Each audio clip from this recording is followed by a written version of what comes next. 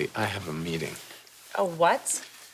A meeting. Dean Boudreaux from Springfield U. He's gonna meet me here for some coffee. A meeting with you? Yeah, a meeting with me. He doesn't know it yet, but his secretary said he has lunch here. Why are you stalking the dean of the university? Well, he's the guy who kicked Tammy out of school. John, you're not going to. I'm not gonna anything. I'm gonna be very chill. I'm on a mission. Is that him? Yes, wait a second. Dean Boudreaux? That's me. Jonathan Randall. Randall. Yeah. Randall, I think I've been reading about you. Great. We need to have a conversation. That's great.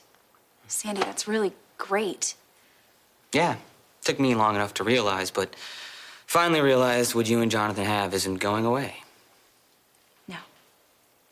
Why It else isn't. would you sacrifice so much? I don't really think that's what I'm doing. Right, yeah. You would see it that way. But everyone else sees it pretty clear. You're right, I should have done this over the phone. But I didn't want this to turn into a whole big thing, so... This isn't a whole big thing. We're just talking. So is there any chance that you and Ava... No.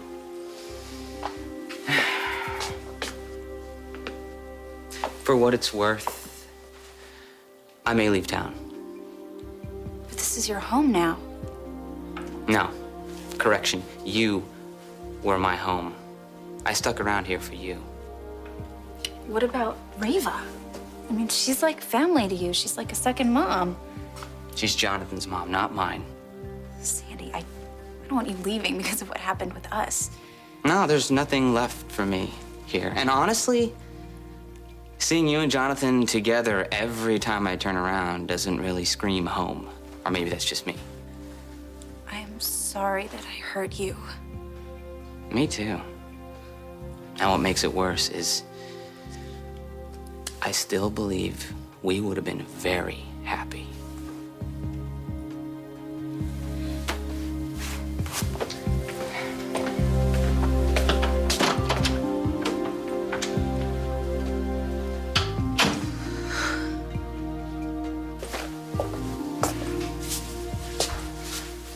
We would have been very happy if it weren't for Jonathan.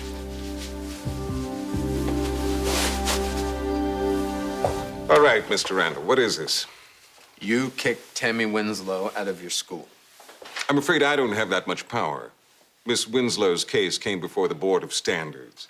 And beyond that, I'm really not at liberty to discuss it with you. Okay. Tammy's case wouldn't have gone before anybody if it hadn't been for me. That fire was my fault. I see. A word of advice, then. You might want to take a hands-off approach moving forward. I can't do that. Tammy didn't do anything wrong. I can't help you. I'm sorry.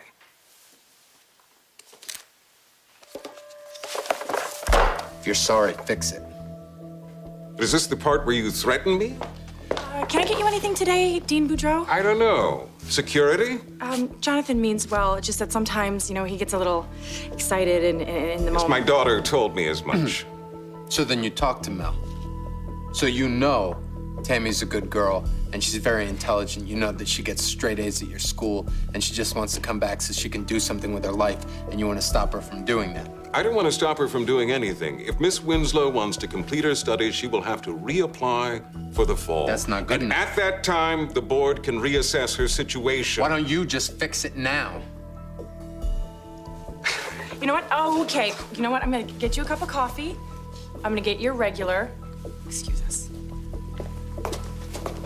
What is wrong with you? What? How do you expect him to help you out with Tammy if you're talking to him like that, Jonathan? Oh, please. He is just another person trying to break me and Tammy up.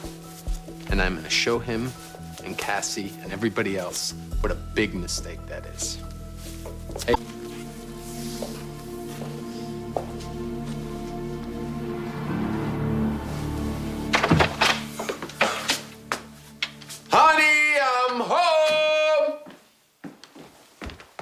Hey, you. Hey, you. Where'd you go so early? Business? Bar business? No, personal business. And I have some good news. Good news.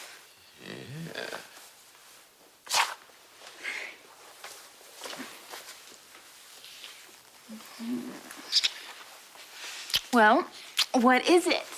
What is what? Your news. Oh, yeah. I saw Mel's dad today, the dean. Where'd you see him? CO2. He has lunch there a lot. You didn't say anything to him about me, did you? What else am I going to talk to him about? Oh, no. What did you say? I told him that you're a good student and that you wanted to go back to school. And I think he might come around. I was very persuasive. Oh, my God. You threatened him. I'm not helpless. Believe me, I know that. If I wanted to talk to the dean, I would have done it myself. But you haven't yet. Don't you still want to go back to school? No, not right now. Well, that's what you're supposed to do. You have to go and you have to finish. Who says? My mom? I thought you had hopes of doing this. You wanted to go into business? My mom didn't go to college. Neither did Reva. Oh, that's a good excuse. So now you're done with school. For now. Where's this coming from? You, partly. Oh, great. Wait until your mom hears about this. Don't you see? You have turned my life upside down. In a good way. In a great way. And I was playing it safe before you came into my life. On autopilot. But I don't have to do that anymore. I don't have to do what's expected of me. I can just do what I want and what I feel. And I don't feel like going back to school right now. Okay. So what do you want to do? I don't know. But I'll let you know when I figure it out. Oh, this reeks of midlife crisis. You've been spending too much time with Reva. No. No, this is all me. And if you don't like it. I like it. I like it. You're not just saying that. Honest to God, it's really hot seeing you stand up for yourself. It's like, nice. I did this for you? You help me see things more clearly. I can handle my future. Just like I handled Sandy. What? He was here before I invited him. Why? To thank him for what he did for us. He lied for us. People who lie, they do that because they want something. In this case, he wants you. I don't know. Well, Tammy. No, I thought the same thing at first, and I even called him on it. But he said he's over me. Oh. I think he really is.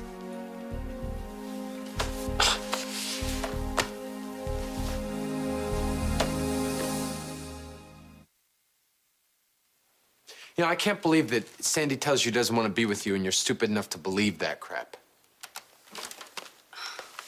So what if he is lying? It doesn't matter to me. Because I love you. Well, Sandy has his chance. Throw me to the wolves. Have me locked up, you out here. So he's got a clear shot at you. Sandy said he doesn't want to be with someone who doesn't want to be with him. Yeah, right. So that's why he's leaving town? He said that. Said he was thinking about it. To be honest, I kind of hope he does. I hate to keep running into him all the time. A Sandman-free zone, huh? You could get used to the idea. Oh, yeah.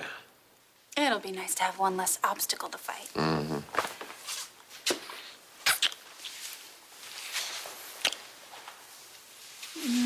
Reva's gonna be home soon. So what? So let's go someplace where we can be alone. Alone? Alone? Alone? Just come on. All right, and stop thinking about Sandy, please. I have, and he has stopped thinking about me, I'm sure of it.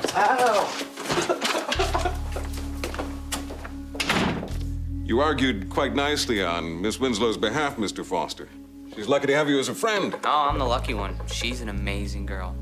That's a peculiar attitude, considering what transpired between the two of you. Well, I messed up. What else can I say? Well, it takes a big man to admit he was wrong. I can't say the same for her other friend. He's a real piece of work, that young man. Trouble from the day he set foot in town.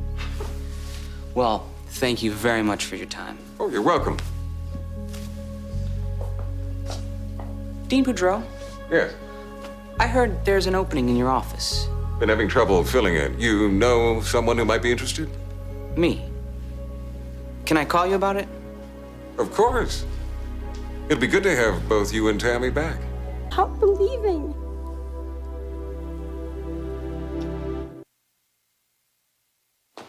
Why are we going to the movies? Because we can be alone in the movies. Be alone in a motel. So what's playing? Does it matter? Can't be nearly as good as what was there before. What, you mean John Loves Amy? I mean, John Loves Tammy? Ha! That's gonna be playing for a long time. Do you think where we were just a week ago? That's all behind us now. She could say the same thing about everything. You're thinking about your mother. I miss her. When I saw her the other day, It's okay. She'll come around. If Sandy, little brain Sandy, is smart enough to realize that he should hit the road, then your mother will come around. She's a very intelligent woman.